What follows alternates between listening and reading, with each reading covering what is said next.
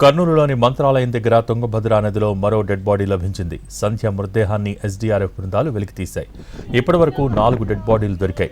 రాఘవేంద్ర ఆచార్య మృతదేహం కోసం గాలిస్తున్నారు. తుంగభద్ర నదిలో రబ్బరు బోట్లలో తిరుగుతూ ఎస్డీఆర్ఎఫ్ బృందాలు గాలిస్తున్నాయి. నిన్న సాయంత్రం తుంగభద్రా నదిలో ఈతకు దిగిన సమయంలో 5గురు గల్లంతయ్యారు. వెంటనే గాలింపు చర్యలు చేపట్టారు మత్స్యకారులు, పోలీసులు. యువకుడు ధను మృతదేహం నిన్న సాయంత్రమే లభ్యమైతే ఇవాళ తెల్లవారుజామున తండ్రి కొడుకులైన సతీష్, యువన్చంద్ర మృతదేహాలు లభ్యమయ్యాయి. వీరిలో యువకుడు ధను మంత్రాలయం వాసి, 35 ఏళ్ల సతీష్, 5 ఏళ్ల యువన్చంద్ర హైదరాబాద్ వాసి.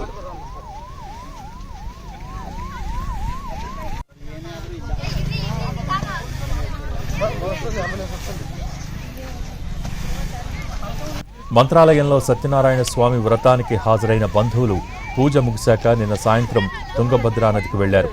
నదిలో ఈతకు 8 మంది దిగారు. 5 ఏళ్ల యువన్చంద్రను గట్టుపై కూర్చోబెట్టి పెద్దవారంతా ఈత కొడుతున్న సమయంలో యువన్చంద్ర కూడా నీటిలోకి వెళ్లాడు.